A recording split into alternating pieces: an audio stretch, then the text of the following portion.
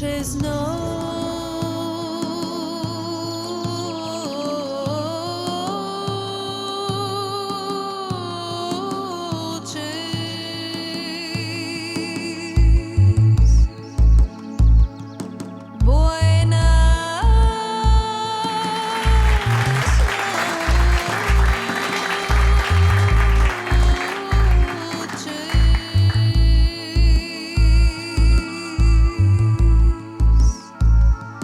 noches son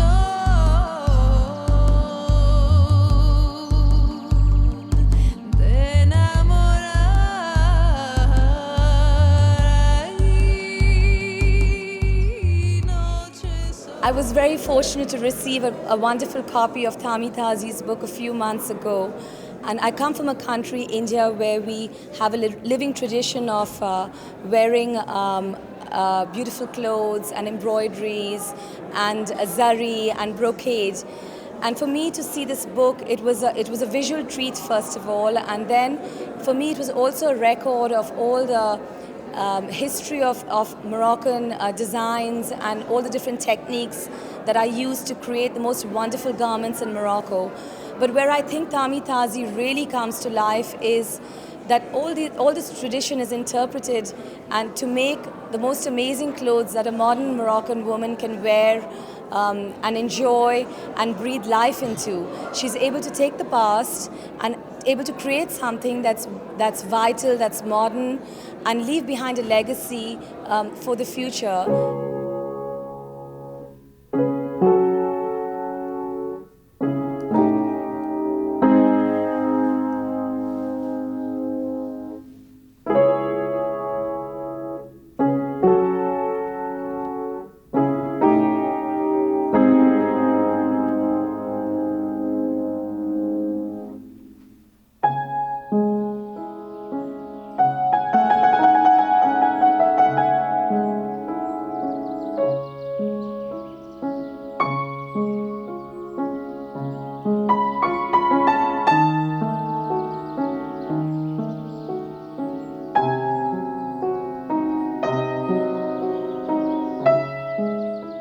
Je suis une Marocaine, je suis née à Melilla, donc j'ai vécu un peu dans une atmosphère espagnole. J'étais à l'école espagnole et puis après j'ai suivi des études aussi en Espagne, à Grenade, qui est une ville que j'adore.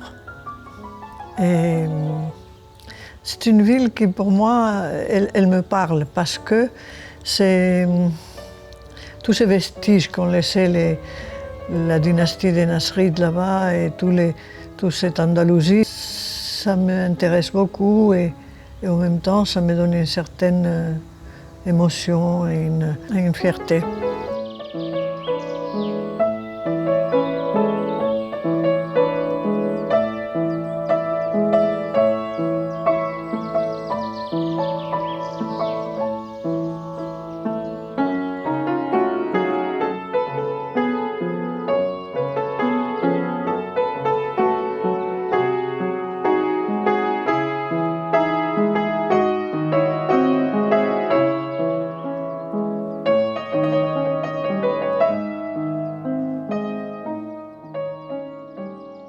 Je me suis rendu compte qu'il y avait un créneau intéressant à faire, c'était le vêtement traditionnel, que j'ai toujours beaucoup admiré. Je ne portais pas des tenues traditionnelles, mais je les voyais dans les réceptions, dans les mariages, dans tout ça, porter les tenues traditionnelles. Je les trouvais encombrantes, lourdes, avec des tissus très épais, des tissus merveilleux, parce que c'est des tissus qui venaient de France, de Lyon. Mais c'était coupé d'une façon très carrée. Et je dis, il faudrait que ces vêtements soient allégés et rendus plus faciles à porter. Il y a eu la maison de couture qui a été à la vente, qui a été fondée dans les années 30 ou quelque chose comme ça. Cette maison représentait Saint-Laurent, elle représentait Dior. Je commençais à aller en France pour voir les collections, mais je connaissais déjà Saint-Laurent, je le connaissais à Marrakech. Lui, il m'a beaucoup encouragée, il trouvait que ce que je faisais, c'était très bien et tout. Surtout, moi, ce que je voulais, c'est que ce patrimoine des broderies, des choses anciennes, pour moi, je trouvais ça tellement beau. Je voulais que ça ne se perde pas. Ces broderies servaient surtout pour les rideaux, pour les coussins, pour les draps, un peu pour les nappes aussi. Et je les ai adaptés aux vêtements. Et maintenant, j'ai cette maison qui est magnifique et qui me pèse très lourd parce que je commence à en avoir un peu assez. Je voudrais arrêter. Bonjour Zara, ça va? Tu vas bien? Merci madame, bonjour.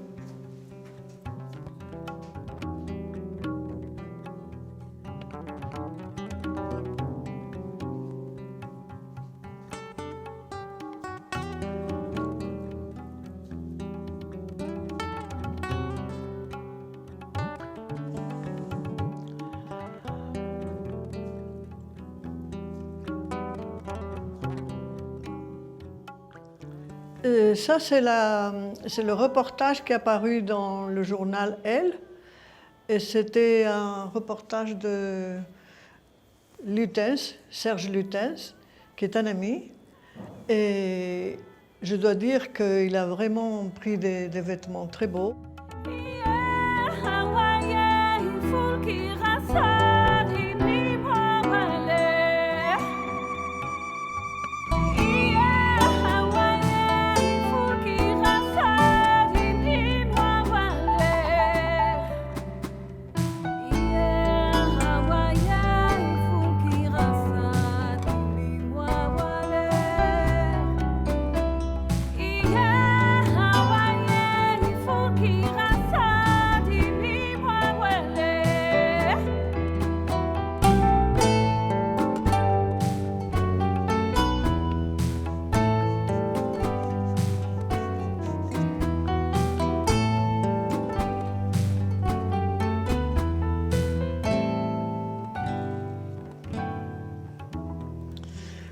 Là, je colorie une chouïka.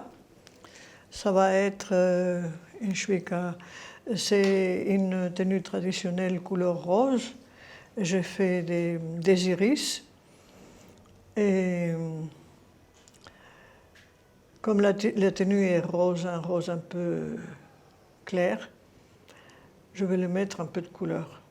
Donc, je lui mets des feuillages verts comme ça. Et puis une volute qui va être le long de la chouïka pour qu'il y ait seulement l'iris.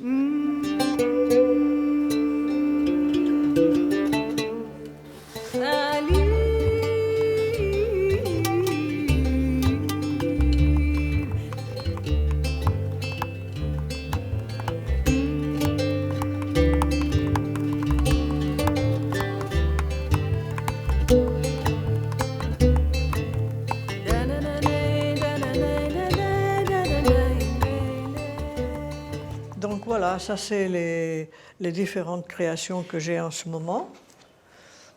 J'en ai d'autres que je vais faire, celle-là, que je trouve très belle. Bon, ça c'est d'inspiration ottoman, celle-là. Ça, c'est d'inspiration turque aussi. C'est magnifique. J'aime beaucoup la Turquie et je m'en inspire pas mal. Je me suis beaucoup inspirée de l'artisanat, pas seulement l'artisanat turc, japonais, indien, cachemire, mais le Maroc.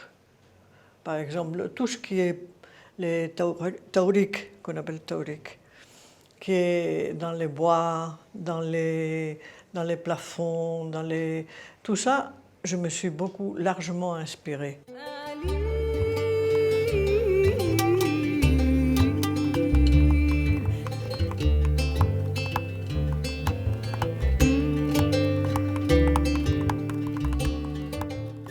تعلمت في النادي. جبت الصنعة ديالي، جيت عند طامي التازي، ما معلماش هاد الصنعة، تعلمت في لاتولي. كنت خدامة في بلايص اخرين، شوف هذه لاوت كولتور، ودابا كنعرف بلدي والرومي، ندير دو تو. جيت هنايا صغيرة كنتعلم تعلمت هنايا شبيكة. دخلت المدرسة تنتعلم الطرز ملي عندي 16 عام. ملي تعلمت وهذا من المدرسة جابوني لهنايا عند مدام تازي.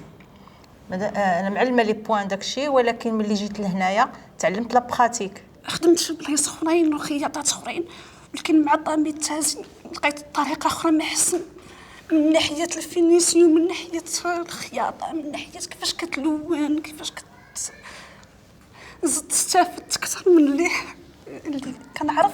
تعلمنا الصنعه معاها وزادت طورات هي. ما كناش كنعرفوا هادشي ملي جينا لعندها هي، ولينا صنعه مزيانه.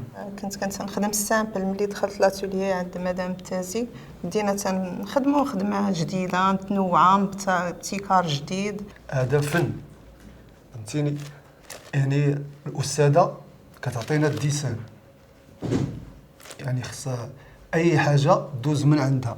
اللي جيت لهنا بديت 85 86 جيت تنخدم التايور ديال اف سان لورون كريستيان ديور. ابخي بديت كنخدم معاهم لي توني تراديسيونيل، وخدمت هنايا من عام 77. هاد المهنه لاج ديال 10 وانا في هاد المهنه. ومن بعد خدمت مع هاد السيده هادي تقريبا هذه 27 سنه. في 22 عام وانا مع مدام التازي. 20 سنه تقريبا. دابا 23 عام. 30 عام وانا معاها. انا 30 عام وانا خدامه معاها. 40 عام هذه وانا عندها. دخلت في 75 وتزوجت وولدت انا ودرت الدراري. حالنا شحال من بيت وزعما دايره معنا بزاف الخير. الحقيقه هي هذه، وكنتمنى لها الصحه والسلامه عليها ولينا حتى حنا باش نبقاو هاد الساعه مستمرين في العمل.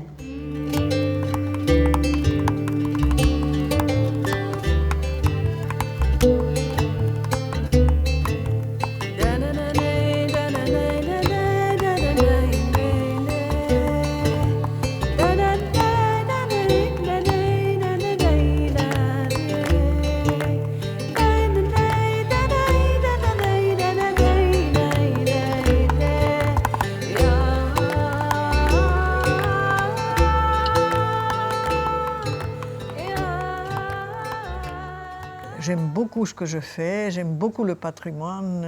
J'ai passé ma vie à collectionner des broderies. C'est à Zemmour, le seul endroit au Maroc où on fait des broderies avec des animaux, enfin des espèces d'oiseaux, c'est des pans. Et ça ressemble beaucoup aux broderies de l'Italie, de la Renaissance italienne, de la Renaissance espagnole. Mais c'est parce que Zemmour a été quand même pendant un certain temps occupé par les Portugais. Donc c'est peut-être que ça vient de là. Et ça servait pour faire les bords des divans. On les mettait comme ça par exemple ici. Ou bien dans les lits à baldaquin, on les mettait dans le front du lit. Je vais montrer les broderies de Fès. Fès, elle a toujours été une ville qui a fait beaucoup de broderies. Il y avait ils ont dit qu'à un moment donné, il y avait presque 3000 ma'almet à Fès. Et les ma'almet, c'était les professeurs qui enseignaient la broderie aux filles. Celle-là, c'est un très vieux mendil qui a une grande valeur. Et ça représente tout à fait les broderies de Fès, c'est-à-dire monochrome et avec un dessin parfait et une broderie très épaisse en soie. Quand je montre Fès, je montre toujours Meknès parce que ce sont des villes voisines, elles ont presque le même point, mais les Meknessi, ils ont la couleur. Ça, c'est un châle de Meknès. Donc, ils ont la couleur et ils ont ce pointillé qui n'existe nulle part. Enfin, au Maroc, je veux dire. Bon, on arrive à Rabat. Rabat, il a une tradition andalouse. Voilà, ça, c'est ce qu'il y a de plus beau à Rabat, c'est les rideaux. Les rideaux, ils étaient très soignés. Ils avaient des rideaux incroyables. regardez la magnifique broderie qu'il y a. C'est tellement régulier qu'on dirait pas que c'est brodé. Tout ça, c'est fait à la main aussi. Il n'y a pas d'endroit ni d'envers. Salé, c'est la sœur jumelle des Rabat, la ville jumelle. Mais ces broderies n'ont rien à voir avec Rabat. Elles sont complètement différentes. C'est des broderies très étranges, architecturales. Mais c'est ça la plus étrange des choses de... C'est ces magnifiques bandes qui sont... On les voit seulement quand on change les reflets. C'est une broderie qui est faite dans un sens et puis dans un autre sens, de façon à que finalement, elles ne sont pas d'ailleurs photogéniques, mais elles sont admirables. Et maintenant, je vais attaquer les plus belles des broderies du Maroc. Tétouan. Tétouan, c'est la seule ville au Maroc qui brode avec un support de soie. La soie est soie. La plupart des broderies marocaines, elles sont sur du coton. Et c'est un rideau de miroir. Et ça, c'est Chaouen. Chaouen, tout le monde dit que c'est sûrement la ville qui a fait les broderies les plus élaborées du Maroc. Et ça, c'est une très belle pièce aussi. C'est un grand couvre-lit ou bien une tenture de mur qui a des dimensions très grandes. Il est en bon état. Et quand ils ne brodaient pas sur de la soie, ils brodaient sur du lin. Parce qu'eux, ils tissaient le lin. Ils tissaient la soie et ils tissaient le lin. Maintenant, ils ne tissent rien du tout. Et ça, c'est des broderies très rares. Celle-là, on ne la trouve plus, nulle part.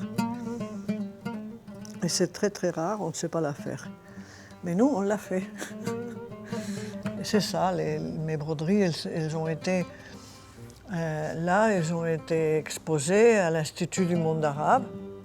Voilà, ça c'est une broderie à moi de Tétouan, un chifa. Et ils ont dit que grâce à moi, les broderies au Maroc resteraient vivantes. Voilà, c'est une reconnaissance. Je les ai exposées aussi également en Allemagne. Et les Allemands, ils faisaient la file. Ils prenaient des kilomètres pour venir voir les broderies et les tissages, parce que j'ai aussi une collection de tissages berbères. Donc tout ça, ça a été exposé dans des musées. Là aussi, ça a été exposé à Bordeaux. Et ce qui était très beau, c'est que toute la ville de Bordeaux avait des énormes affiches avec ce dessin-là. Pour moi, Tami Tazi, c'est une femme très discrète, une femme qui est intellectuellement brillante. C'est une femme qui a toujours beaucoup soutenu les femmes courageuses, les femmes qui ont envie d'avancer, de faire avancer la cause des femmes. Et peut-être que c'est en ça qu'on ressent un petit peu d'audace. Et voilà, je pense que c'est une femme qui a énormément apporté à la scène culturelle et artistique marocaine et qui a encore beaucoup à apporter et qui continuera d'inspirer beaucoup de créateurs marocains et pas seulement marocains. Tami Tazi fait partie de ces créateurs qui m'ont donné envie de faire ce que je fais aujourd'hui. J'en garde un très bon souvenir de la première fois où j'ai vu son travail. C'était la collection en rouge qu'elle avait faite dans le cadre de l'une des premières éditions de Kaftan. Et j'étais comme ça devant une télé qui était suspendue, où je voyais cette collection défiler. C'était impressionnant. J'étais waouh, ça donnait envie. Ça donnait envie d'être la personne qui a fait ça. C'était imposant, fort, puissant, très poétique.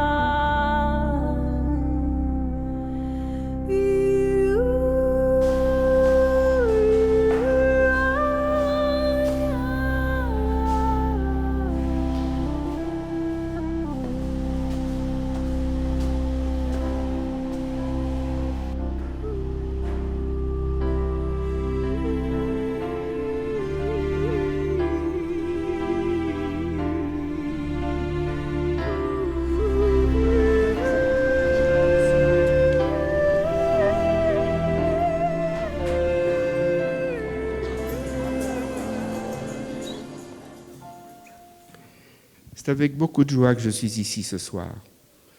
La première fois que j'ai vu une collection de Tami Tazi, c'était à la Maison du Monde Arabe, à Paris, et j'étais avec Yves Saint Laurent. J'étais avec Yves Saint Laurent, qui aimait beaucoup Tami. Nous nous sommes rencontrés pour la première fois dans les années 60 à Marrakech. Nous sommes devenus des amis. Nous n'avons pas cessé d'être des amis. Mais ce qui nous réunit ce soir, ce n'est pas l'amitié, encore que, mais c'est la mode. Ce que je veux te dire, Tami, et ce que je veux dire à tous, c'est qu'Yves Saint Laurent avait beaucoup d'admiration pour ce que faisait Tami Tazi. Je pense même que parfois, il lui a envié certaines créations marocaines, que d'ailleurs Saint Laurent a beaucoup reprises, souvent dans son œuvre. Et je peux dire que Tami Tazi est une couturière qui a su, avec un grand talent, s'inspirer du travail marocain, de l'artisanat marocain, des passementeries et des broderies marocaines qui sont si importantes, mais pour autant, n'a pas tourné le dos au présent. Et la plus grande qualité de Tami Tazi est d'avoir su mêler la tradition et le futur. Et c'est en cela qu'elle est une réelle créatrice. Et je suis très heureux d'assister ce soir à cette collection. Je la remercie de m'avoir invité et je lui souhaite un grand succès. Merci.